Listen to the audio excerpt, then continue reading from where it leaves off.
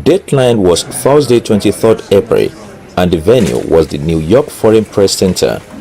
The occasion was the formal presentation of a new report on the economic and business impacts of varying energy price scenarios by the Conference Board, a global independent business membership and research body working in the interest of the global community.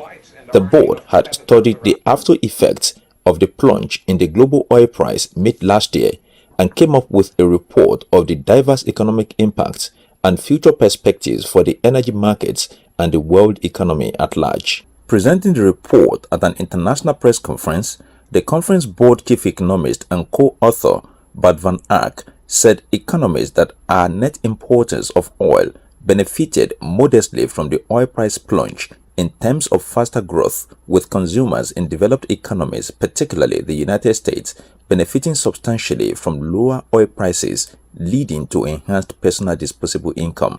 The impact on business in these economies is, however, much less modest, with only between 20 to 50% of oil-related windfall spent on consumption. The playing field has changed a lot, and frankly, we think that overall the incentive is such that we are likely to continue to see a very significant oversupply of oil even in the next couple of months. And therefore, it's very likely that the price is going to remain low, or at best be very volatile, if in a range of about $42 to $75. So our message to our members, our company members, our business members is basically, you better prepare yourself for a lot of volatility, because this is not going to go away very quickly. This is not a traditional boom bust cycle. So in general, the impact on investment is very negative so far.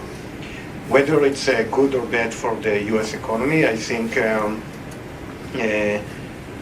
overall, the impact on GDP, as we mentioned, is going to be positive, not very positive, but probably around 0.5% of GDP. But it varies a lot who you're talking about, what number in the U.S. economy you're looking at. So the main beneficiaries, of course, are the consumers and industries that are related to consumer spending. According to the report, a much more dramatic and permanent shifting of winners and losers is feasible in the years ahead if continued oil price volatility creates major adjustment in production levels and energy composition, with undiversified economies dominated by energy exports like Nigeria having to grapple with the emerging reality of oil price volatility in the next 6 months to 3 years. And then you're pointing at some of the institutional uncertainties that a country like Nigeria is facing, and that makes it even harder to make the adjustments, because you have vested interests in the industry, and there's not a big incentive to very rapidly make those kind of adjustments. So I do think that countries like Nigeria, who are sort of in a developing stage and very dependent on oil as a natural resource, suffer from this so-called natural resource curse. And that is that, what is a benefit in times of rising prices is actually going to be a big burden in times of declining prices. And making that adjustment very quickly overnight is not going to be very easy, but requires much more fundamental institutional changes in the economy. This has remained fairly constant, but it's going to be a huge benefit in the long run. I mean, it's taking away a huge impact on their long-term fiscal issues. So rather than giving that benefit immediately, they've removed the subsidies, the prices remaining fairly stable, and in the long term, it's going to be a huge advantage for them.